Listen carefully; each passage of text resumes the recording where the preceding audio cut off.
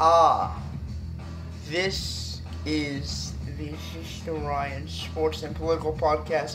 Again, like I stated yesterday, we are going to be cutting, the podcast into two more focused sections. The sports section and the political section, two things that I am very, very excited about. More focused, more content, more interesting, more insight. That's what you'll get from me, and hopefully for you, more entertainment. But in government, in our government, we have a big, big issue in terms of dispelling myths and not just in terms of stereotypes for political persons, political parties, groups, or political factions or groups, right? We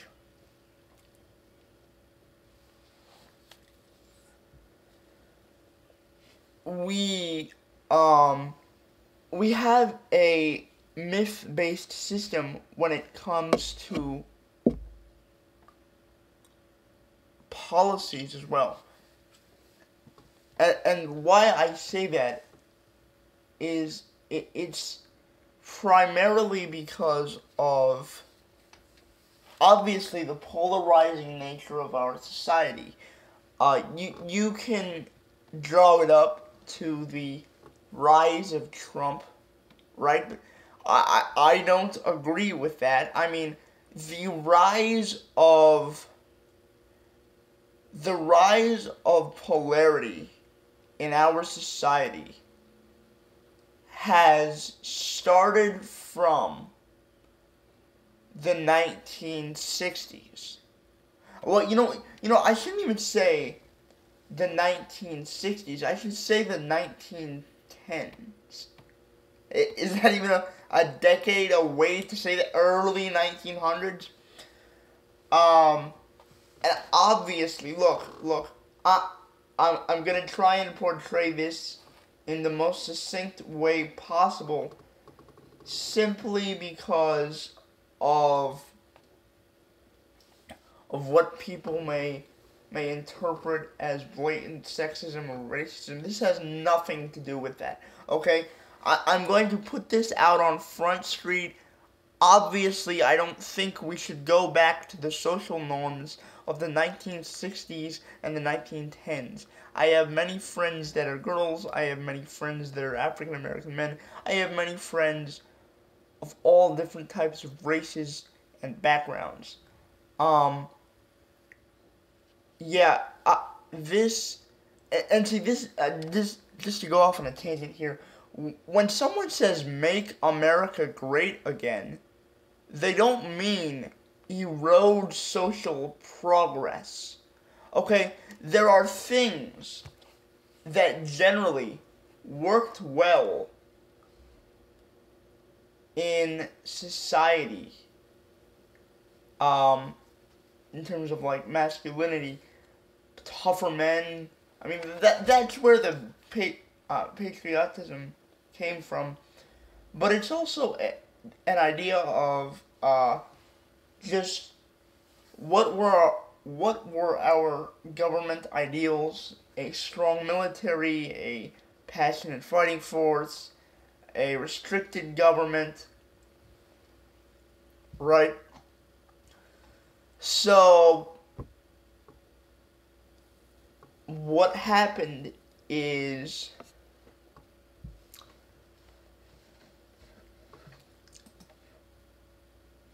what happened is this kind of changing, right? Once social groups, and rightfully so, got more rights, and again, I'm not trying to say they shouldn't have gotten these rights. I'm not trying to say they shouldn't have gotten these freedoms. In fact, if you look at the numbers, the majority of people that voted for the 1964 anti-discrimination bill were Republicans. The only reason a Democrat passed it in the House was because JFK won the election. Richard Nixon may have done the same thing, and maybe even sooner, because he was actually passionate about the issue and was friends with Martin Luther King. Personal friends with Martin Luther King. But that's besides the point. The country has gotten more polarized after these things because of what they interpret as the modern day civil rights movement. What is the modern day suffragist movement, right? And the efforts against what is perceived as police brutality and what is feminism, they're kind of transposed as the modern day versions of these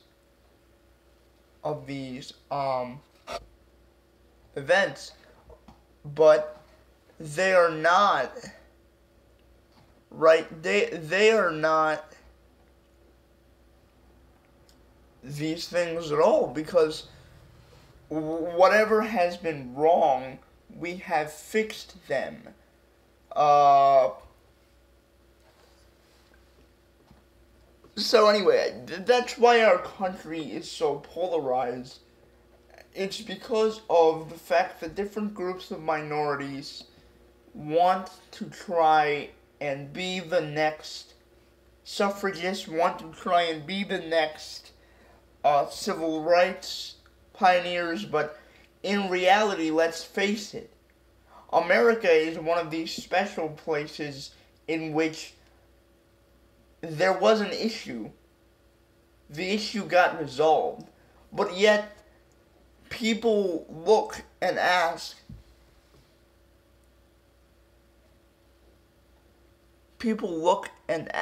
right? What is the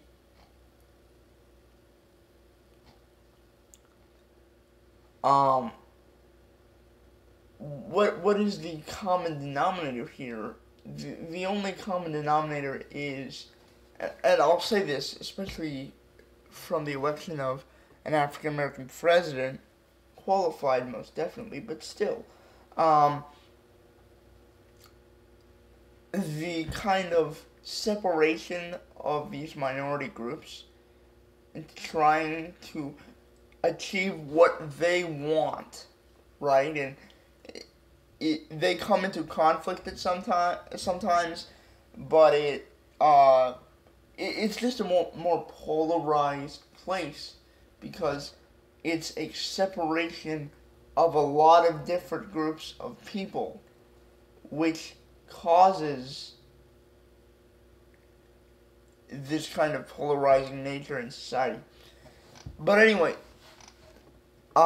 let's go to something that I want to talk about that I've been reading up on, healthcare.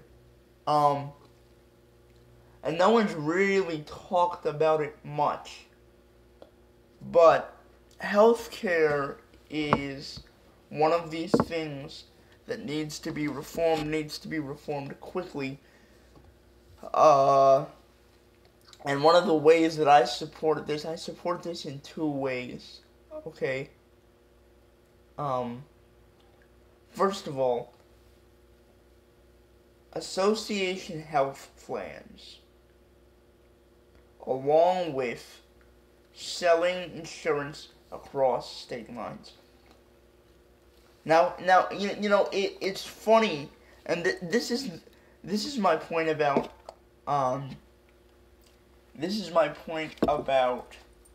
stereotypes, because Republicans are sort of the stigma on Republicans is that they are so pro insurance, right, and so big and so pro big companies, but the thing with association health plans is that they are designed, right, to target the insurance companies and force them through individual freedom to give up their profits or to lessen their profits instead of the government being involved, right? Which allows them to shield themselves from losing profits, though they are all extreme, because those profits are extreme. They're able to even shield those because of the bureaucracy and how that works in government. For example, let's look at Obamacare, right? And one of the primary reasons as to why the Obamacare rates have risen is because the government has forced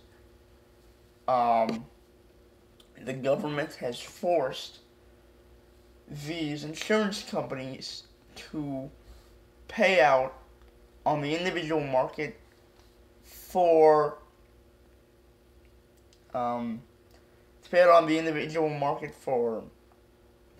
people with pre-existing conditions.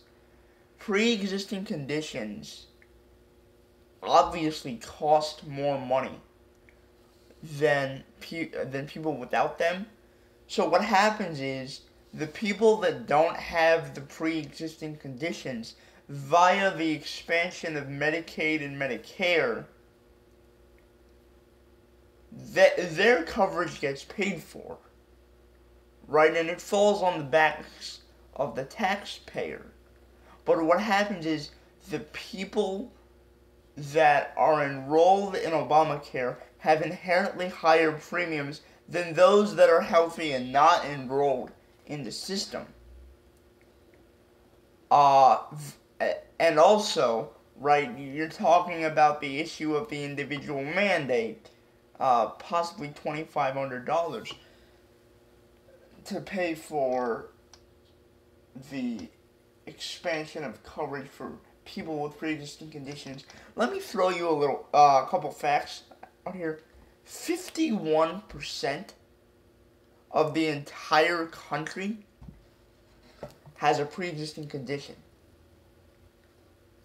The total amount of people that are under the Obamacare umbrella are 24 million people. So that would be 16%, simply 16% of the entire population of people with pre-existing conditions living in the United States. Now take away 10 million from that population, because that's the amount of young, healthy people, 10 million lower than what was projected, that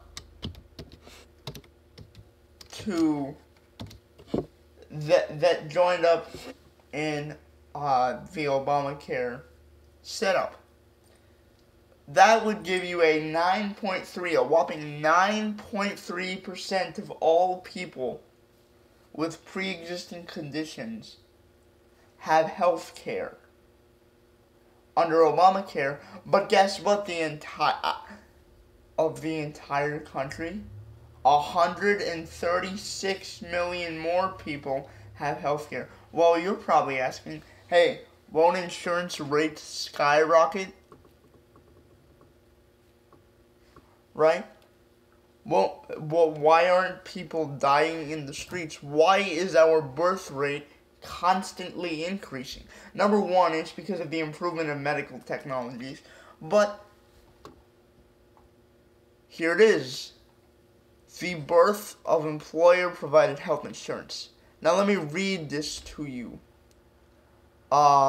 Essentially it says, during World War II, and this is an article from peoplekeep.com. During World War II, the federal government was wary of post-war inflation. The administration saw the terrible devastation hyperinflation wreaked on post-World War Germany, and they were determined to hold it at bay through wage and price controls, which they instituted during the war. In order to avert union-based strikes, in a concession to labor groups, the War Labor Board exempted employer-paid health benefits from wage controls and income tax. The historical accident created a tax advantage that drove enormous demand for employer-provided health insurance plans over the previously more common individual health insurance. Employers received a 100% tax deduction, while the benefits employees received were exempt from federal, state, and city taxation. The result is that by the mid-1960s, employer-provided health insurance was almost universal.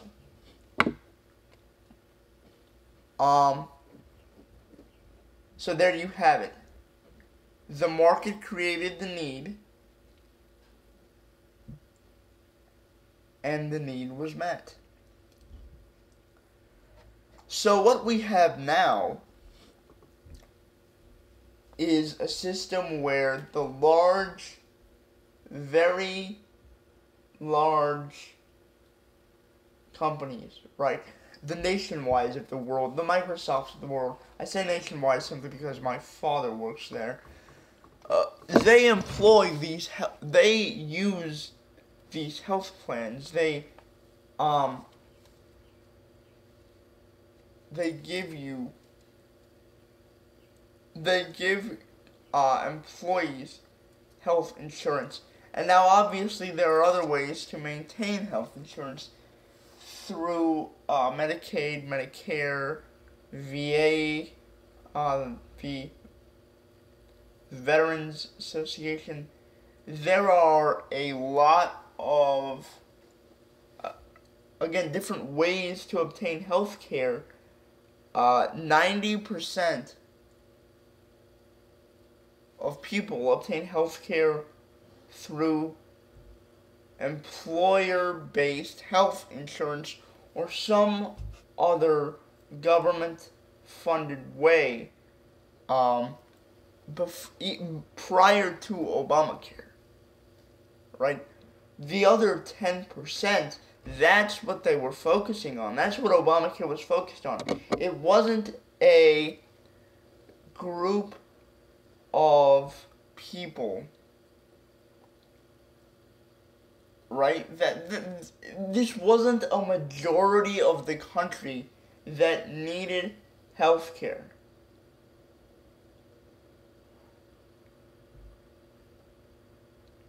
Because if the majority of the country needed health care, the country's population would be incredibly small. That's the point here. The point is that the majority of the health care in the United States is a business, is funded through private businesses or through government programs. Pre-Obamacare, post-Obamacare, right, is for those people that can't get it through the individual market and that aren't part of these large employee groups that get this health care. Again, if healthcare was such a big issue in the United States, and it's obviously a major issue, it's something that we should solve, but it's not as if we, as an entire population, were in a healthcare crisis, because our population would be much smaller than 330 million people if we had a healthcare crisis. Only 24 million, 15% of those 330 million people are covered by Obamacare.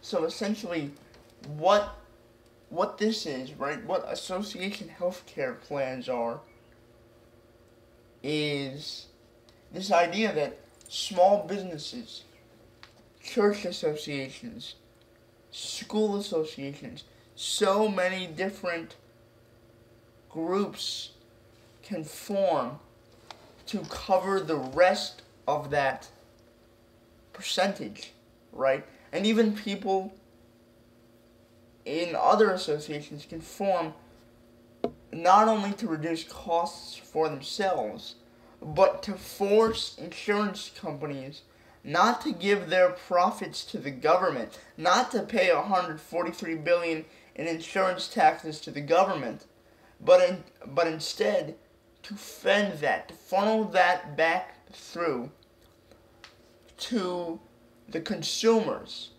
right? To the people with pre-existing conditions. With large associations that force these healthcare groups, right? These healthcare, these big healthcare tycoons to provide coverage, to provide fair, economically sound, beneficial coverage for all people, not just the healthy ones, but also the ones with pre-existing conditions. And guess what? Not only do consumers have leverage, right? Not only do consumers have leverage here, the costs, the brunt of the costs are not fed by the federal government, they're fed by the insurance companies that have the money to cover this. It's not as if they're going to go bankrupt by covering these,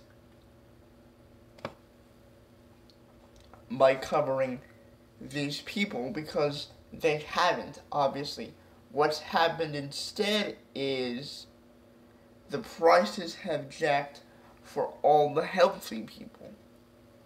So, in essence, this does two things. It incentivizes,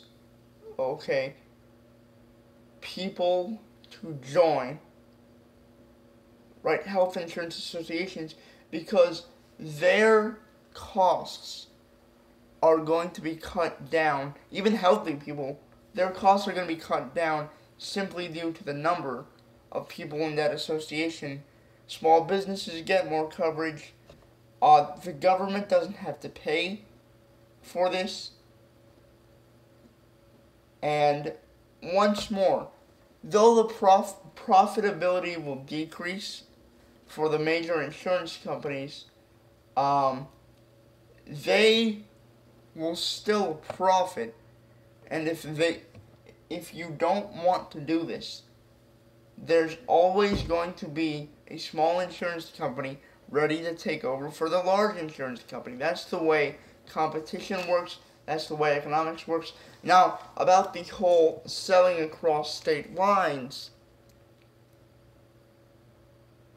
the myth about that is the idea of, the complexities of state regulations are going to force states to not allow this to occur. Who said it would? Look, if consumers buying across state lines versus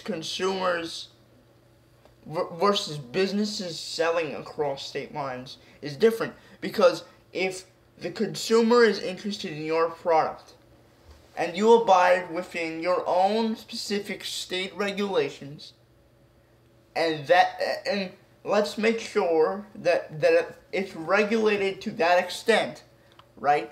That the consumer has to know up front, hey, these are the services we're offering under, let's say, Georgia state regulations. If I want cheaper or more customized care and I'm in Alabama. But if those are disclosed, if those have been read, if those terms have been understood, if those terms have been signed, what's going to stop this? Because regulatory integrity, regulatory complexity is gone, okay? regulatory integrity for states is kept intact. The consumers are in control of the benefits they get, they're in control of the costs, they're in control of their own health care. Selling across state lines is complicated because in that case, you're probably going to want a nationally regulated healthcare system, which is terrible. States' rights need to be upheld. That's one of the fundamental rights in the Constitution. And I think their rights to make laws for their own specific states apply, and healthcare regulations will apply to this situation constitutionally, I believe. But buying across state lines is a completely different scenario, and is much simpler, though it brings the same results. You get more competitiveness, you get more choice, you get lower costs. If you don't get lower costs, you get more choice. There's a lot of things that can work here. There's a lot of things that can come into play here. But I think the fears about healthcare are overblown. Obviously, there are myths about selling across state lines, healthcare associations, and the scope of the lack of coverage for citizens with pre-existing conditions. There are a lot of myths to describe when talking about healthcare, especially because it's a life or death subject. It is one of these more polarizing, hey, their plan sucks. If that gets enacted, you're going to die.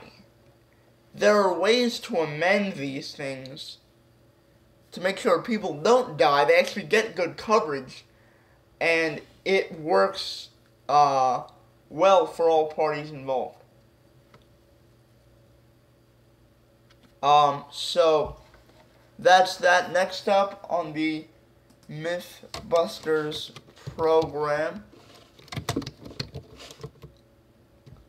we are going to bring in, the topic about race, Colin Kaepernick, and what are his fallacies, right?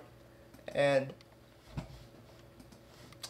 what are his statistical fallacies and why he's stupid? Part of this is going to be on the sports program tomorrow. But coming up next, Colin Kaepernick and his racial fallacies. His fallacies about racial statistics in the United States. This is the Ashish and Ryan Sports and Political Podcast.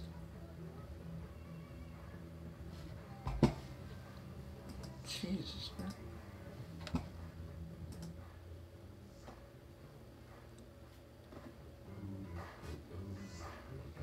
Again, broadcasting from Hilliard, Ohio. Nice summer day. Enjoy yourselves.